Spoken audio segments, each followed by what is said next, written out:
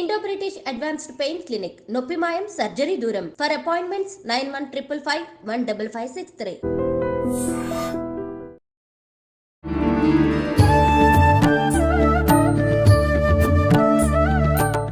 నమస్కారం, welcome to I dream.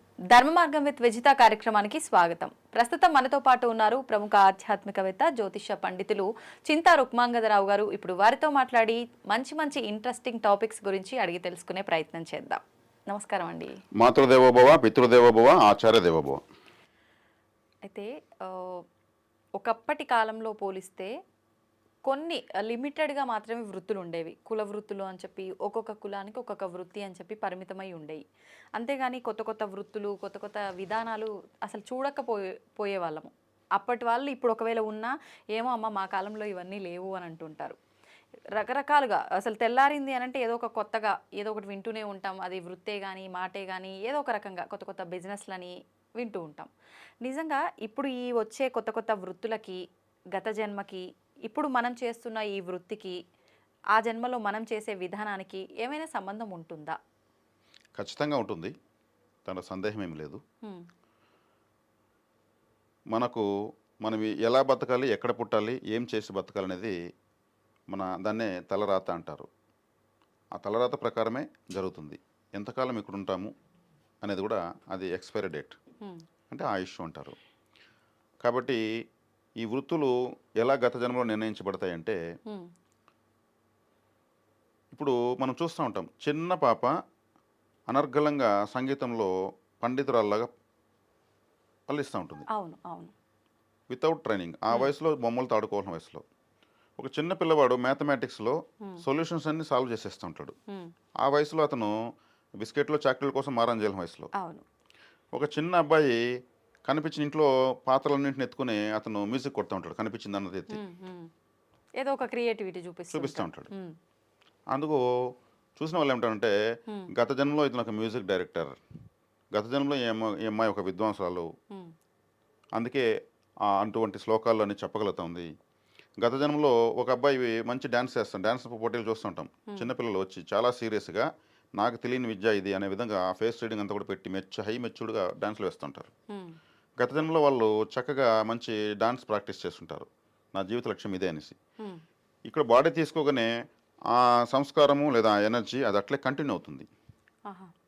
Trainings అంతా గత జన్మలో అయిపోయినాయి, ఇంకా దానికి కొత్తగా ట్రైనింగ్ అవ్వాల్సిన అవసరం లేదు. ఫర్ ఎగ్జాంపుల్ మనకు మహానుభావులు అబ్దుల్ కలాం గారు ఉన్నారు.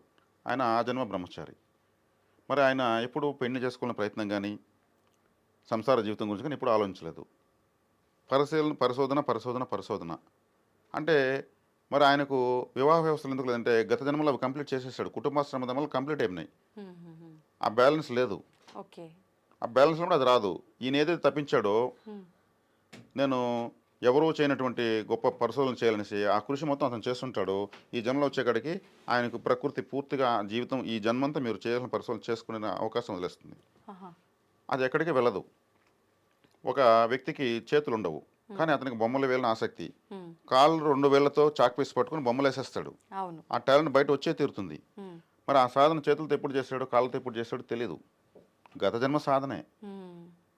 కాబట్టి గత జన్మలో మనం ఏదైతే మన శ్రీకృష్ణుల వారు చెప్పినట్టు అంత్యకాలం ముందు ఎవరు నన్నే స్మరిస్తారో వాళ్ళు నన్నే చేరతారు అన్నాడు. దానికి డీకోడ్ చేస్తే అంత్యకాలం ముందు ఎవరైతే ఏది ఎక్కువ తలుచుకుంటూ చనిపోతారో వాళ్ళు మరజన్మలో దాని నుంచి అక్కడి నుంచి కంటిన్యూ అవుతుంది వాళ్ళ కోరిక. అంటే చివరి రోజుల్లో వాళ్ళు ఆ జన్మంతో చేసినటువంటి సాధన, అయ్యో నేను ఇప్పుడు చనిపోతున్నాను, మరి ఇదంతా ఎలా నాకు అర్ధాంతరంగా ప్రాక్టీస్ ఆగిపోయింది, లేదు నా ఆస్తి పోతా ఉంది, లేదు నా ఇది పోతా ఉంది అనుకుంటూ పోతే తిరిగి అక్కడికే అది వస్తుంది. అదే భగవంతుడు చెప్పింది, నన్నే స్మరిస్తారంటే వాళ్ళు ఏది స్మరిస్తారో దానికే వచ్చి కనెక్ట్ అవుతారనేసి. ఒక ప్రభుత్వ అధికారి, అతను ఆ ప్రభుత్వ అధికారంతో మదంతో ఒక 5 ఎకరాల పొలంని కబ్జా చేస్తాడు. తెలివిగా కబ్జా చేసి దాన్ని ఇంకా నాదే అనిపించుకుంటాడు. నేను ఈ అధికారంలో ఉండగా, ఉద్యోగ వృత్తిలో ఉండగా ఓ 5 ఎకరాలు సంపాదించేసాను, అది అన్యాయంగా సంపాదిస్తాడు. కానీ అతనికి అనుభవించేదానికి ఆస్కారం ఉండదు. కానీ చనిపోతే నా ఆస్తి అనుకుంటూ చనిపోతాడు. సంపాదించేశాడు, అనుభవించలేకపోయాడు కదా, అది అతను ఎంతో కష్టపడ్డాడు ఆ ఫేక్ డాక్యుమెంట్స్ లేదా ఏదో చేయడానికి. అదే తప్పిస్తూ చనిపోయాడు. ఇప్పుడు అతను ఆ ఆస్తి ఇక్కడికి రావాలి కదా, అవును. నేను చెప్పిన దాని ప్రకారం. అవును. కానీ అతను అక్రమంగా కదా సంపాదించాడు. ఆ, ఆ. ఇతను చనిపోగానే అక్కడ ఉన్నట్టు ఒక రౌడీ షీటర్ ఏం చేస్తాడు, దాన్ని కబ్జా చేస్తాడు. అరే రే, పలానా వ్యక్తి ఇలా అన్యాయంగా చేస్తాడు కాబట్టి దాన్ని మనం కబ్జా చేసుకుందాం, ఎవడొస్తాడు చూసుకుందాం. అతను భయపడి అందరూ కూడా ఎవరు పోరు. ఎలా వచ్చిందో అలా పోయింది. ఇతను చనిపోయాడు, ఆ, అతను ఆ కబ్జా చేసుకున్నాడు. చేసుకున్నాడు. ఇప్పుడు ఇతను మళ్ళీ ఆ ఆస్తి ఇక్కడికి రావాలి కదా, ఆ, మరుజన్మ ఎత్తాడు కదా. ఎత్తాలంటే ఏం చేస్తాడు, ఇతను ఒక కుక్క జన్మ వస్తుంది ఇతనికి. ఆహా. ఈ 5 ఎకరాల ఆస్తి సంపాదించినటువంటి ప్రభుత్వ అధికారికి. ఉమ్, ఈ కబ్జా చేసిన వ్యక్తికి ఈ కాపురం ఉండడానికి ఒక మంచి కుక్క కావాలి. ఉమ్, వీళ్ళ ఫ్రెండ్ చెప్తాడు, మాది మంచి బ్రీడ్ డాగ్ 5 పిల్లలు పెట్టింది, అంటే నాకు నాకు ఒక కుక్క పిల్ల కావాలంటే తెచ్చిస్తానంటే ఈ అధికారి అనేటువంటిదే సెలెక్ట్ చేసుకుని నాకెందుకు ఇదే నచ్చుతా ఉందనేసి ఈ కుక్క పిల్లని తీసుకొచ్చి ఇక్కడ వదిలితే ఈ కుక్క పిల్ల ఒక్కసారిగా 5 ఎకరాలు చూసి ఆనందంతో నా ఆస్తి కూడా నేను వచ్చేసాన్ని గెంతి 5 ఎకరాలు పరిగెత్తు హ్యాపీగా తిరుగుతూ ఉంటుంది. ఇది గత జన్మలో ఓనర్ ఈయన తెలియదు, ఉమ్, ఇది ఓనర్ వీడు కాదు నేను ఓనర్, ఇది తిరుగుతూ ఉంటుంది. ఉమ్. దీని ఆనందానికి హద్దులు ఉండదు. దీనికి తెలుస్తుందా? తెలుస్తుంది, మనిషి నాలెడ్జ్ ఉంటుంది, కుక్క జన్మ ఉంటుంది. Okay, okay. ప్రకృతి విన్యాసం ఇది. ఆహా. ఈ కుక్క గొర్రెలో మేకలో ఆవులో పడితే ఈ తన ఆస్తి వరకు తరిమేస్తుంది, అక్కడి వరకు మళ్ళీ వెనక్కి వచ్చేస్తుంది. అప్పుడు అంటూ ఉంటాడు, దీనికి ఏం చెప్పించాల్సిన పని లేదు, ఉమ్, ఇది ఒక మనిషిలాగా ప్రవర్తిస్తూ ఉంది, నా సరిహద్దులన్నింటినీ బాగా కరెక్ట్గా చూసుకుంటుంది. ఉమ్, రాత్రి పౌలు కాపలా కాసి అది అరుస్తుంది, ఎవడు రావడం వచ్చేది ఉమ్, అరుస్తుంది, రావద్దు నా కైలోకి అంటూ ఉంటుంది, నా చేనులోకి రావద్దు అంటూ ఉంటుంది. కూలి వాళ్ళని బాగా నాకుతుంది, బాగా పని చేయండి, కష్టపడండి, నా పొలాన్ని బాగా పండించండి అని మాయలో ఉంటుంది. కానీ మనం కుక్కగా పుట్టి ఇక్కడ కాపలా కాసుకుంటున్నామే, చచ్చేటప్పుడు దాన్ని తలుచుకుని ఇక్కడ కుక్కగా వచ్చి పుట్టామనేది జ్ఞానం ఉండదు. ఉమ్, నా కైలోకి నాదే, ఏదైతే నాదే. తలుచుకున్నాడో అక్కడికి వచ్చేసాడు. ఉమ్, ఈ కబ్జా చేసిన వ్యక్తి రౌడీ షీటర్ కదా, ఒకరోజు కూలి వాళ్ళతో గొడవ పడుతుంటాడు. వాళ్ళు ఏదో ఎక్స్ట్రా డబ్బులు అడతారు, మీరు పని చేసిన తర్వాత తీసుకోండి, ఎక్స్ట్రా డబ్బు నేను ఎందుకు ఇవ్వాలి అని వాళ్ళని మందలిస్తూ ఉంటాడు. ఉమ్, లేదంటే పోండి, నేను మీరు కాబట్టి ఇంకొకటి చూసుకుంటాను. ఈ కుక్క కడుపు కాలుతుంది, ఉమ్, ఏంద్రా నువ్వు ఇచ్చేది, పొలం నాది, నా పొలంలో నువ్వు వాళ్ళని ఎందుకు బెదిరిస్తావు, వాళ్ళు పేదవాళ్ళు ఇవ్వచ్చు కదా అని ఇదేం చేస్తుంది, వీని పైన మొరుగుతుంది, ఆ, అంటే వాళ్ళని దబాయిస్తుంది. అవునవును. అప్పుడు వీడేం చేస్తాడు, నా కయ్యకాడ కాపలా ఉన్నటువంటి కుక్కవి, కవి నువ్వే. నేను వేస్తే నువ్వు ఎంగిలి మెతులు తినే కుక్కవి, నువ్వు నన్ను అరుస్తావా అని దాన్ని తరిమి తరిమి కొడతాడు. ఉమ్, దీనికి అర్థం కాదు, ఇది రివర్స్ అవుతుంది. నేను కష్టపడ్డాను, నేను ఎన్నో గత జన్మలో నానా అవసరపడి సంపాదించాను, నువ్వు నన్ను బెదిరించడానికి తిరుగుతుంది. వీడు కుక్క అనుకుంటాడు, ఇదేమనుకుని మన కుక్క ఇది మర్చిపోతుంది. దాన్ని తీవ్రంగా కొట్టి పొలం చివరి వరకు తరిమి అడుగు పెట్టావంటే మర్యాద ఉండదు, ఉమ్, కుక్కని విశ్వాసంగా అనుకుంటే అని ఏదో తిడతాడు వల్గర్ టాకింగ్ అంతా. అప్పుడు కలుగుతున్న ఆలోచన ఈ వ్యక్తికి, కుక్క రూపంలో ఉన్న వ్యక్తికి, అరే మనకెందుకు ఈ కర్మ, అప్పుడు సంపాదించింది అన్యాయంగా, ఉమ్, అది ఇంకొకటి కబ్జా చేశాడు, మనం కుక్కగా పుట్టాం, చలికి ఎండకు వానకు తిరిగి ఇక్కడ అని చింతనతో తినకుండా అక్కడే పడే ఒక 1 నెల రోజులు పడుకుని అంటే చనిపోతుంది. నాకు ఉత్తమ జన్మ కావాలి, ఈ తుచ్చపు జన్మ వద్దనేసి అనుకుంటుంది. అప్పుడేమనుకున్న చివరి క్షణంలో ఉత్తమ జన్మ. అప్పుడేమైంది, మళ్ళీ అతను పుట్టి ఒక సన్యాసిగా మారుతాడు. Okay, okay. ఒక సన్యాసిగా పెరిగి చిన్నప్పటి నుంచి వేదాంతం మారుతుంటాడు. నాన్న ఏది శాశ్వతం కాదు, నీదనుకున్నది నీది కాదు, ఏది కూడా ఏది ఒకటి రాదు జ్ఞానోదయం అయిపోయింది. అని బోధనలు చేస్తూ తిరుగుతాడు. ఆ, అంటే ప్రమోషన్ వచ్చిందా, ఆ, వచ్చేసింది. అంటే గత జన్మలో అతను ఈ జన్మలో చేసిన దాన్ని తప్పైంది కాబట్టి తప్పు చేసి సంపాదించింది ఏమైంది, ఉమ్, అది తప్పుడు వాడే వచ్చి కబ్జా చేశాడు. నేను నా ఆస్తిని అన్నాను కాబట్టి ఆ ఆస్తి కాడికి ప్రకృతి పంపించింది కుక్క రూపంలో. కుక్క రూపంలో ఎందుకు పంపించింది, ఇతను విశ్వాసంగా తన ఆస్తి దగ్గర తను ఉండాలి కాబట్టి. అక్కడేమైంది, వాడు అన్యాయాన్ని ఎదిరించిన దానికి ఇతను కుక్క కాబట్టి తరిమాడు. ఉమ్, ఉమ్, మళ్ళీ అప్పుడేమైంది, చింతనలోకి వచ్చింది. చింతనలోకి వచ్చేమైంది, ఇవి ఆస్తులు శాశ్వతం కాదు, చచ్చిన తర్వాత ఇవేం కూడా రావు అని చింతనతో చనిపోయింది. తర్వాత ఎలా పుట్టాడు, అదే విధమైనటువంటి చింతనతో కూడా వైరాగ్యంతో కూడుకున్నట్టు జన్మ తీసుకుని ఏది శాశ్వతం కాదు, ఇదే విద్య. ఉమ్, ఇలా ప్రతి ఒక్కరికి అది ఏదైనా కావచ్చు, యాక్టర్ కావచ్చు, డాక్టర్ కావచ్చు, సైంటిస్ట్ కావచ్చు, వాళ్ళ గత జన్మ కృషి. ఉమ్, ఈరోజు మీరు సంపాదించిన డబ్బు రేపు ఖర్చు పెట్టుకుంటారు కదా, సంపాదించకపోతే ఉమ్, రేపు సంపాదించడానికి ప్రయత్నిస్తారు. సేమ్ గత జన్మలో మీరు చేసుకున్నదే ఒక ఫైనాన్స్, ఒక కరెన్సీ, ఉమ్, అది వర్చువల్గా వచ్చి మళ్ళీ మీ జన్మకు వచ్చేది కనెక్ట్ అయిపోతుంది. ఉమ్. ఇప్పుడు కొంతమంది ఉన్నారు, డబ్బు బాగా సంపాదిస్తారు, కానీ పీసినారోల్లాగా ఎప్పుడు అది ఒక్క రూపాయి కూడా దాంట్లోంచి తీయడానికి ఖర్చు పెట్టడానికి ఇష్టపడరు. కొంతమంది బాగా సంపాదిస్తారు, అసలు పుట్టింది ఎందుకు, మనం డబ్బు లేక ఎంతమంది ఇబ్బంది పడుతున్నారు, కనీస అవసరాలకు కూడా లేకుండా అన్నీ ఉన్నాయి అనుభవిద్దామని చెప్పి మంచి లైఫ్ అనుభవిస్తూ ఉంటారు. ఇప్పుడు మీరు చెప్పినట్టుగా చూస్తే సంపాదించారు, అనుభవించడానికి వీల్లేదు, మళ్ళీ జన్మలో అనుభవించడానికే పుడతారు.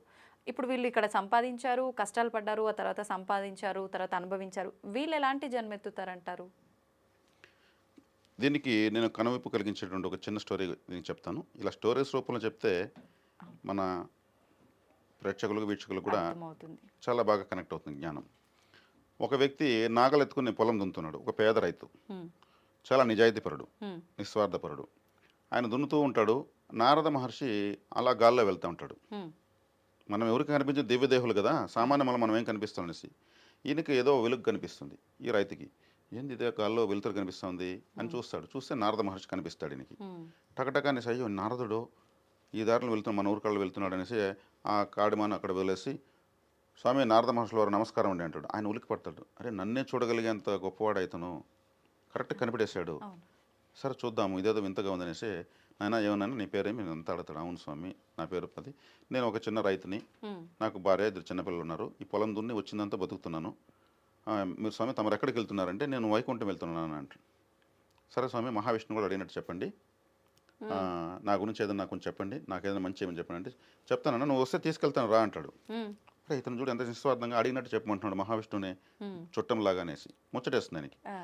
ఆయన అవునా నేను రమ్మంటున్నా వైకుంఠానికి పోయే అవకాశం వచ్చింది మనకు, అది కూడా నారదుడు తీసుకెళ్తున్నాడు.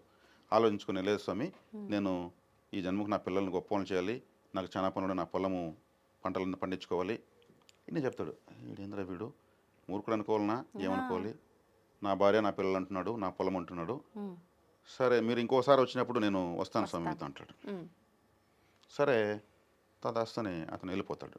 ఇతను ఆ నారదుని దర్శనానికి ఇతనికి అదృష్టం బాగా కలిసి వస్తుంది. దేవత దర్శనం జరిపింది కదా. మహర్షుల్లో నారదుణ్ణి అన్నాడు ఎవరు, భగవద్గీతలో శ్రీకృష్ణుల వారు. ఆ. మహర్షుల్లో నేను నారదుణ్ణి అన్నాడు, ఆహా. పక్షుల్లో గరుకుమంతుని అన్నాడు. అట్లా ఈయన కలిసి వస్తుంది, బాగా పొలాలు పండిస్తాడు, పిల్లలు పెద్దవాళ్ళు అవుతారు, అన్నీ అవుతాయి. తర్వాత ఇతను చనిపోతాడు ఈ రైతు. హ్మ్. చనిపోయినప్పుడు మళ్ళీ నారదుడు, నాయనా చనిపోయినావు కదా ఇంకన్నా రావచ్చు కదా, నిన్ను ఇట్లా నా వైకుంఠం తీసుకెళ్తున్నాయి. స్వామి నా పిల్లలు కష్టపడతా ఉంటే నేను చూడలేను, హ్మ్. వాళ్ళు నేను కష్టపడి సంపాదించాను ఆ ఆస్తి పోగొట్టుకుంటారు వాళ్ళు, నా అంత కృషి పట్టుదల వాళ్ళకి లేదు. హ్మ్. మరి ఇప్పుడు నేను వాళ్ళకు ఏదన్నా సహాయం చేయాలి ఈ జన్మలో, ఇంకా నెక్స్ట్ జన్మలో ఎత్తి హ్మ్. అంటే, ఓహో ఇతనికి ఇంకా వ్యామోహం పోలేదు, సరేనన్నా నువ్వు అలాగే ఇంకొకసారి రండి అని మనాథను మళ్ళీ పంపించేస్తాడు. ఆ. ఇతను ఏం చేస్తాడు, ఒక ఎద్దుగా పుడతాడు ఈ చనిపోయిన అతను. వ్యక్తి. హ్మ్. ఆ వ్యక్తి ఎద్దుగా పుట్టి అలా అలా అలా ఈ కొడుకుల చేతికి ఈ ఇంటికే వచ్చేస్తాడు. హ్మ్. ఆ ఎద్దు ఆ ఇంట్లో వ్యక్తిలాగా ఉంటుంది, అన్ని పొలాలు దున్నుతూ ఉంటుంది సంతోషంగా, తన పొలమే తను దున్నుతూ ఉంది కదా, ఆనందం. హ్మ్. ఆ ఎద్దు వచ్చిన మూలకుని వాళ్ళు ఇంకా డెవలప్ అవుతారు, ఆహా. వాళ్ళకు అందరికన్నా ఎక్కువ పంటలు పండుతూ ఉంటాయి. ఎందుకంటే రెండోసారి నారద దర్శనం చేసుకునేది ఆ. పెద్దది. ఆ. ఆ పిల్లలంతా బాగా ఆడుకుంటూ ఉంటే ఆ ఎద్దుతో ఫోటోలు తీసుకోవడము, దాని మీద పడుకోవడము, ఎగరడము, దూకడము, అది వాళ్ళ తాతే అని తెలియదు వాళ్ళకు. హ్మ్. చక్కగా అదే వాళ్ళు నాకడం ఇలా జరుగుతూ ఉంటుంది ప్రేమతో. అది ఎద్దు అనేది మర్చిపోయి తన కుటుంబంతో తను ఉన్నానని ఉంటుంది, తక్కువ మేత పెట్టినా అడ్జస్ట్ చేసుకుంటుంది, అలా ఉంటుంది. ఎందుకంటే తన కుటుంబమే కదా. ఆ. మనిషి నాలెడ్జు, ఎద్దు జన్మ. హ్మ్. ఇప్పుడు మళ్ళీ ఎద్దుగా చనిపోతుంది, అందరూ ఏడుస్తారు, అయ్యో మాకు మా కుటుంబాన్ని అభివృద్ధి చేసింది, హ్మ్. మా ఇంట్లో మేము కూడా చేయనంత సేవ మన తండ్రి అని మన తాత అని తెలియదు. హ్మ్. అప్పుడు ఆ చనిపోయిన తర్వాత ఆత్మ తనకి వస్తుంది, నారదుల వారు మళ్ళీ వస్తారు. హ్మ్. నాయన ఇప్పుడున్నా వస్తామంటే, స్వామి పంటలు పండించాము, అభివృద్ధి చేశాము, ఇంకా ఆస్తులు కొన్నారు, నా పిల్లలు గొప్ప స్థాయికి వచ్చారు, హ్మ్. వాళ్ళు చాలా డబ్బులు సంపాదించుకున్నారు, ఆ డబ్బు అంతా కానీ ఖర్చు పెడేసి దుర్వినియోగం చేసుకున్నారనుకోండి చాలా కష్టమవుతుంది. హ్మ్. కాబట్టి ఇంకా వాళ్ళను నేను మళ్ళీ ఇంకా కాపాడాల్సిన బాధ్యత నాకు ఉంది స్వామి, మీరు ఇంకోసారి రండి అని చెప్తాడు. హ్మ్. సరేనన్న తదాస్తుని ఆయన మళ్ళీ. వెళ్ళిపోతాడు. వీళ్ళు బాగా సంపాదించి డబ్బులు ఎక్కువైపోతుంది కదా, వాళ్ళు ఒక బంగ్లా కడతారు, హ్మ్. ఆ బంగ్లాలో ఒక నేలమాలిక తీస్తారు, దాంట్లో డబ్బులు చాలా వరకు దాచిపెట్టేస్తారు, హ్మ్. నేలమాలికను మూసేస్తారు. అంటే ఎక్కువ డబ్బు వచ్చింది, దాన్ని కాపాడాలి, ఇన్న పెట్టి అంటారు కదా, అలా నేలమాలికలు పెడతారు. ఇతను మళ్ళీ ఒక సర్పంలాగా పుడతాడు. ఆహా. పుట్టి ఆ నేలమాలికలో ఆ ధనం పైన పడుకుంటాడు వచ్చి కాపలాగా. హ్మ్. అది ఈ డబ్బు నాకు 2-3 జన్మల కష్టార్జితము, హ్మ్. నా పిల్లలు దాచుకున్న డబ్బు, నా పిల్లలు లేనప్పుడు ఎవరన్నా వచ్చి దీనిపైన అటాక్ చేస్తే నేను వాళ్ళని తరిమేస్తాను అని ఆ నేలమాలికలో పడుకుంటాడు. సరే కరువు కాటకాలు రావడం సహజం. ఒకసారి కరువు కాటకాలు తీవ్రంగా వస్తాయి, పంటలు పండవు, నీళ్లు ఉండవు. వీళ్ళు ఏం చేస్తారు, ఇంకా డబ్బులు కావాలి, వీళ్ళ స్థాయికి అప్పు చేయాల్సిన అవసరం లేదు, వీళ్ళు మనకెట్లా నేలమాలిక డబ్బులు ఉంది కదా, దాని అయితే ఖర్చు పెట్టుకుందాం, వర్షాలు పడిన తర్వాత మళ్ళీ పంటలే పండించుకుందాం అనేసి ఓపెన్ చేస్తారు. ఓపెన్ చేస్తే ఈ పాము పడుకుంటుంది. ఇది ఎప్పుడు వచ్చిందిరా నాయన ఇంత పెద్ద పాము, ఆశ్చర్యంగా ఉంది అనుకుంటారు వాళ్ళు. ధనం ఎక్కడుంటే అక్కడ పాము జరుగుతుంది అనే టైప్లో ఆలోచిస్తారు. ఈ పాము లేస్తుంది, ఓ రే మీరు అది చెప్తా ఉంటుంది దాని భాషలో, మీరు తొందరపడి డబ్బులు ఖర్చు పెట్టుకోకండి, కరువు ఉంటే కొద్ది రోజులే ఉంటుంది, ఓపిక పట్టుకోండి, దీన్ని అనవసరంగా దుర్వినియోగం చేయదని, ఇది చాలా 2-3 జన్మల కష్టాలు అని అది బుస్సు బుస్సు అని చెప్తా ఉంటుంది. వీళ్ళు ఎంతసేపు అని వింటారు ఆ బుస్సులో, అర్థం ఇదేంద్రది మనం కష్టపడి సంపాదించి ఇది వచ్చి అడ్డంగా పనుకొని పక్కకు పోదు మనం ఖర్చు పెట్టుకునేది అనేసి దాని నడు మీద ఒక ఏటేసి సచ్చి సావకుండా సగం ప్రాణంతో ఉండగా ఇట్లా కట్టెత్తుకుని దూరం ఆ చేనులో బరే వచ్చేస్తారు. అప్పుడు నారదులు వస్తాడు, ఏనైనా ఇప్పుడైనా వస్తామంటే, స్వామి నేనైతే ఖచ్చితంగా వస్తాను, వీళ్ళకి విశ్వాసం లేదు, నేను మనిషిగా పుట్టి కష్టపడి ఎద్దుగా పుట్టి లాస్ట్కి పాముగా వచ్చి పుడి నా దయాదాశం లేకుండా నా నడువులించి ఎత్తవతలు బారేశారు, వీళ్ళు చాలా దుర్మార్గులు స్వామి. ఇంకా నేను చెప్పాను కదా, నరజాతి సమస్తం పరపీడన పరాయణము, నా మీద ఇంత ఇదిగా నన్ను హింసించారు. అప్పుడు నారదుల వారు, నీకు ఇది మొట్టమొదటి బోధపడలేదు నాయన, నీది నీది అనుకుంటున్నావు, మరి ఏది శాశ్వతం అని చేస్తాడనమాట ఆయన. ఇప్పుడు దీన్ని బట్టి మీకు ఏమర్థమైంది? ఏది శాశ్వతం కాదు, దేనికోసం పాకులాడకూడదు, అంటే దాంట్లో తృప్తి చెందాలి, ఏది ప్రాప్తమో అదే దక్కుతుంది. అంతే. ఇక్కడ మనకు భవబంధాలకు బలి కాకూడదు. కరెక్ట్. అతను బలవుతూనే ఉన్నాడు. అవును అవును, తన ఆలోచనకి తగినట్టే జన్మ వస్తూ ఉంది. వస్తా ఉంది. తన ఆలోచన మారినప్పుడు వైకుంఠానికి వెళ్ళేదానికి దారి దొరికింది. కానీ అందరికీ ఇలాంటి అవకాశం వస్తుందంటారా? ఇది ఒక వారి వారి ఉదాహరణ. స్థితిగతులు తగినట్టు ప్రకృతి వాళ్ళని హెచ్చరిస్తూనే ఉంటుంది, దాన్ని పట్టుకోరు. నాకు అనిపించింది కానీ నేనే వినకుండా మూర్ఖంగా వెళ్ళాను ముందుకి, జరిగిపోయిన తర్వాత అనుకుంటుంటారు కదా, ముందుగా కూడా తెలుస్తుంది, అట్లా కాదని అధిగమించి వెళ్తారు. నేను చెప్పాను కదా లిటిల్ మైండ్ అని, ఈ లిటిల్ మైండ్ ప్రతి ఒక్కటి చెప్తుంది. హెచ్చరిస్తుంది. ఇప్పుడు మీరు అన్నట్టుగా నిజంగానే మనసు ఒకటి చెప్తుంది, బుర్ర ఒకటి చెప్తుంది, బ్రెయిన్ ఒకటి. ఇప్పుడు 2 రకాల ఆలోచనలు మన నుంచే, 2 కాదు పలు రకాల ఆలోచనలు మన నుంచే వస్తాయి. మరి వచ్చినప్పుడు నిజంగా ఇది కరెక్ట్గా వెళ్తోంది ఈ ఆలోచన అయితే అని ఒక ఆలోచనని మనం సెలెక్ట్ చేసుకోవాలి అని అంటే చాలా కష్టంతో కూడుకున్నది. ఎలా తీసుకోగలుగుతాం అది కరెక్ట్ ఆలోచన అని? అంటే ఆలోచించేది, చెప్పేది, చేసేది 3 త్రికరణ శుద్ధితో చేయడం అంటే ఇది. ఒకటే చేస్తే అది సక్సెస్ అనమాట. సక్సెస్ సూత్రం ఇదే. సక్సెస్ సూత్రం ఇదే అంటే దీనికి వివేకానంద స్వామి ఒకసారి ఆయన ఒక చెట్టు కింద, ఒక గ్రౌండ్లో ఒక చెట్టు కింద కూర్చొని ఏదో చదువుకుంటా ఉంటే అక్కడ బ్రిటిష్ వాళ్ళ పిల్లలు వచ్చి ఒక స్తంభం పైన ఒక బంతి పెట్టి దూరం ఒక డిస్టెన్స్ నుంచి కొడితే అక్కడ పక్కన ఒక కప్పు, ఆ బంతిని ఎవడు కొడితే కప్పు వాడికి. వీళ్ళు ఆ గేమ్ పెట్టుకుని ఆడి ఓన్ గోల చేస్తూ ఉంటారు, వేస్తారు, జస్ట్ పక్కన మిస్ అవుతుంది, అందరూ తప్పట్లు కొడతారు, జస్ట్ మిస్ అయ్యారు, సూపర్ నువ్వు ఇంకొంచెం ట్రై చేయంటూ ఉంటారు. అట్లా ఎవడు కొట్టడు. ఈయన చూస్తాడు డిస్టర్బెన్స్గా ఉంటే, బాబు మీరు కొంచెం దూరంగా వెళ్ళి ఆడుకోరా, నేను చదువుకుంటుంటే, నువ్వే దూరంగా వెళ్ళవయ్యా, మేమేదో ఆడుకుంటా ఉంటుంది డిస్టర్బెన్స్ అంటాడు. సరే ఏంది మీ ఆట అంటే, ఇది పరిస్థితి టార్గెట్, దీన్ని కొడితే ఆ కప్పు ఉంటుంది. సరే నేను కొట్టేస్తాను, నా కప్పు మీరే ఎత్తుకోండి, బాగుంటే నేను కొట్టేస్తా, మీరు ఎత్తుకుని ఇటు నుంచి వెళ్ళిపోవాలంటాడు. మేము తినేసి మాకు వేరే పని పాట లేదు, ఇది ప్రాక్టీస్ చేసి మా వల్లే కాలేదు, నువ్వు చూస్తే ఒక సన్యాసివి, నీకేం ప్రాక్టీస్, నీ వయసు ఎంత, దాన్ని ఎలా కొట్టగలవంటే, నేను కొట్టలేకపోతే నేను వెళ్ళిపోతా, నేను కొట్టానంటే మీరు వెళ్ళిపోవాలి, కప్పు కూడా మీదే అంటాడు. ఇదేదో బాగుందని అందరూ మాడుకుని ఎక్కడి నుంచి కొట్టాలంటే ఒక డిస్టెన్స్ చూపిస్తారు, గమ్మునాడికి వెళ్తాడు, అది ఇస్తారు కొట్టడానికి ఇచ్చినటువంటి బంతో రాజో ఇస్తారు, ఆయన తీసుకుని అలా వేస్తాడు, అంతే, ప్రాక్టీస్ కూడా లేదు, అది పడిపోతుంది. ఆ కప్పు ఎత్తుకోండి బాబు మీరు వెళ్ళిపోండి అంటాడు. మేము వెళ్తాము, నువ్వు ఎలా కొట్టగలిగావు అది చెప్పు, నువ్వు ఎలా కొట్టగలిగావు ఆ సీక్రెట్ మాకు చెప్పు అంటే, మీకందరికీ కప్పు మీదనే కన్ను ఉంది, బంతి పైన లేదు, మీరు కప్పును చూస్తున్నారు, కప్పును చూడొద్దండి, మీరు కొట్టండి, వద్దన్నా మీదే కప్పు. నేనేం చేశాను, నేను బంతినే చూశాను.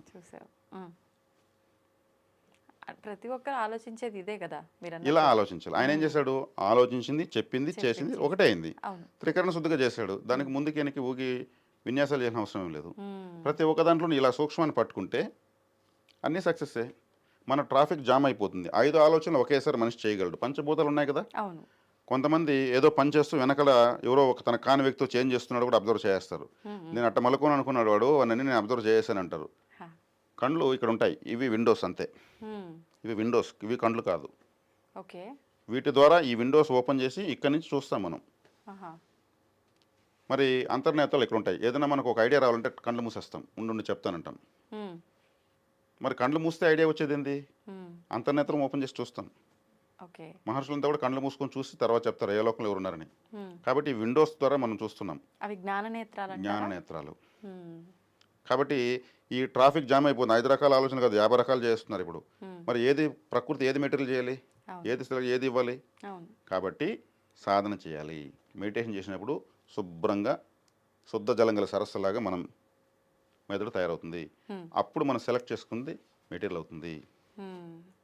ఇప్పుడు మీరన్నట్టుగా ధ్యానం చేయటం వల్ల ఒక ఆలోచన ఏకాగ్రత కుదిరి మనం తీసుకునే డెసిషన్స్ కరెక్ట్‌గా ఉంటాయా?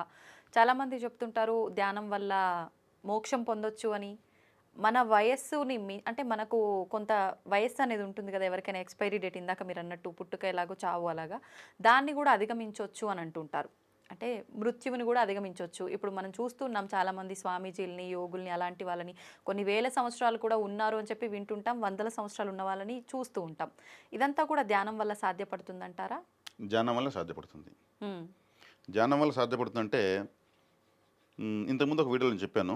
హ్మ్. యోగులు వీళ్ళంతా వందల సంవత్సరాలు ఎలా తపస్సు చేస్తారు అని అంటే ఈ నాలుకను ఇక్కడ చూస్తే ఒక ఒక నూలు పోగులాగా కింద ఒకటి ఉంటుంది. ఆ! దాన్ని మెల్లగా ఒక రోజు కొంత కట్ చేస్తారు వాళ్ళు. హ్మ్. పూర్తిగా దాన్ని కట్ చేస్తే నాలుక పొడవెక్కుతుంది.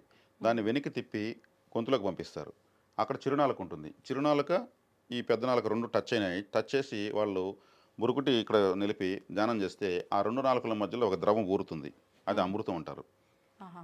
ఆ అమృతాన్ని తాగితే ఇంక ఆకలి దప్పులు రాత్రింబవళ్ళు ఏమీ తెలియవు. 1000 హ్మ్. సంవత్సరాలన్నా 10 నిమిషాల్లాగా ఉంటుంది. వాళ్ళందుకే కళ్ళు తెరవరు.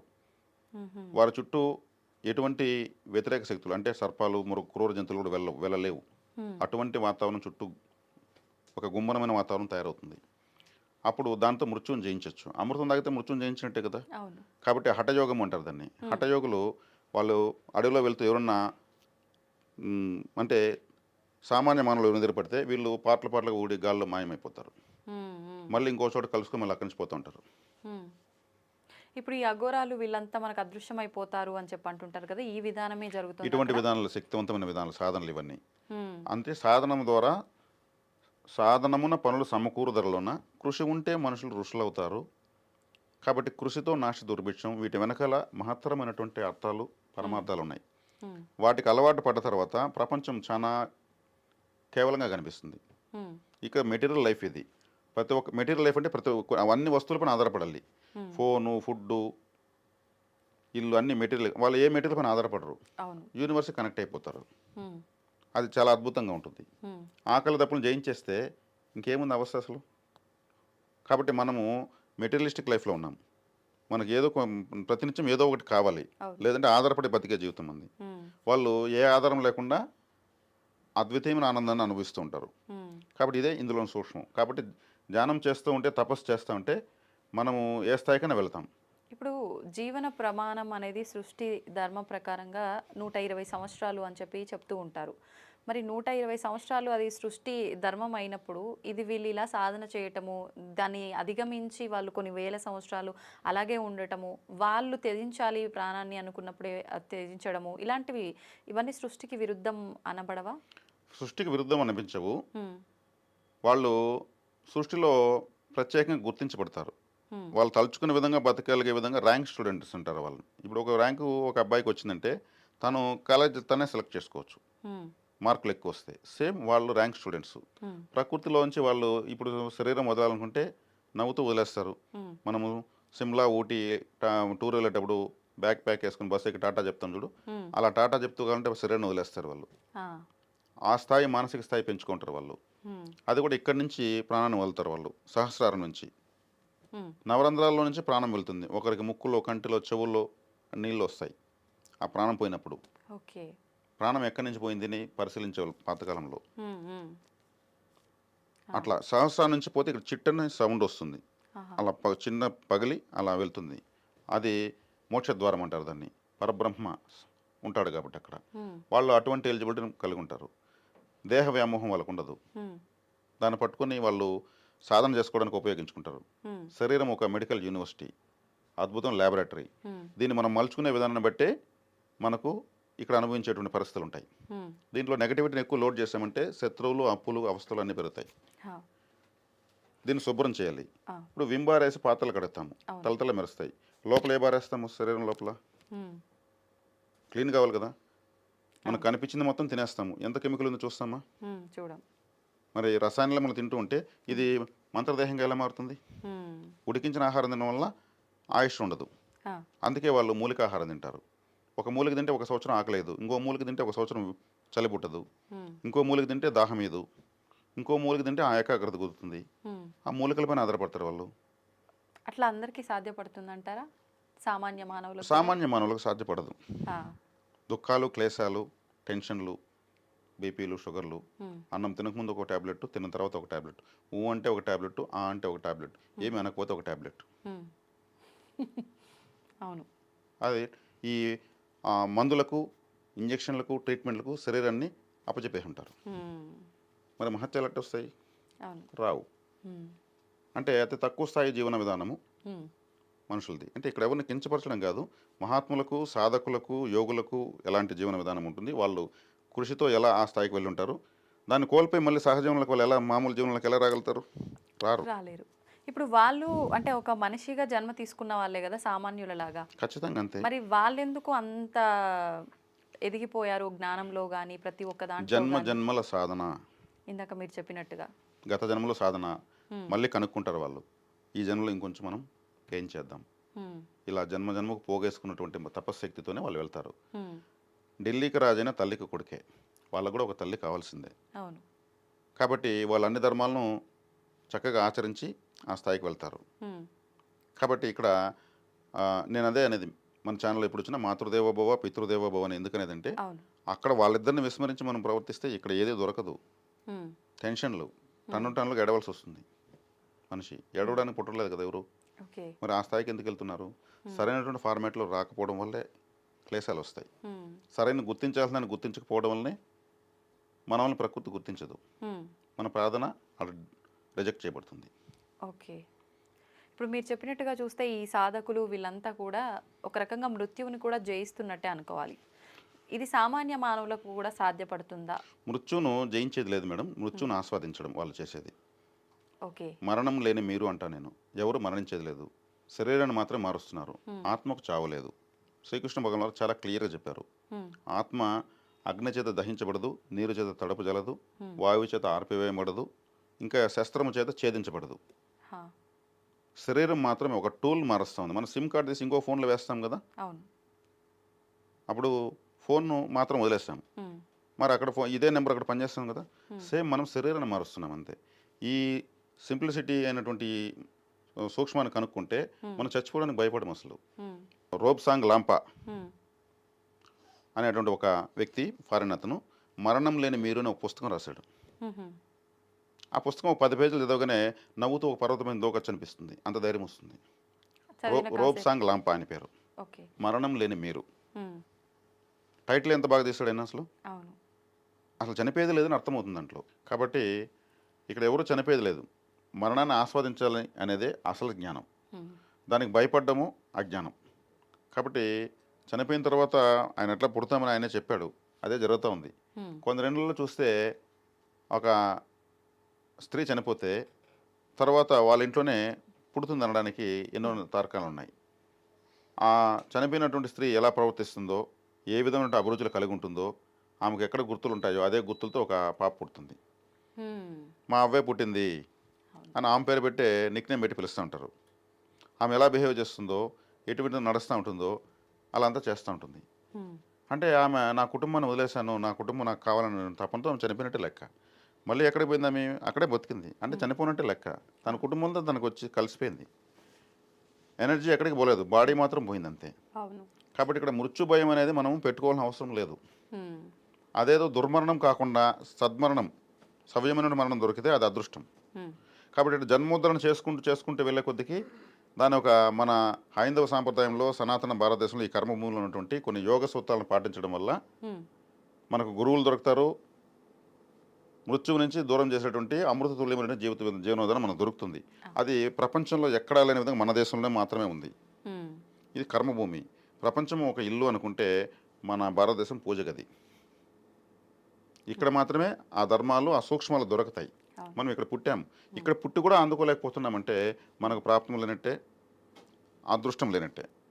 కాబట్టి మరణం లేని మీరు అసలు మరణమే లేదు, మరణాన్ని ఆస్వాదించమని నేను ఈ వీడియో ద్వారా తెలియజేయదలుచుకున్నాను.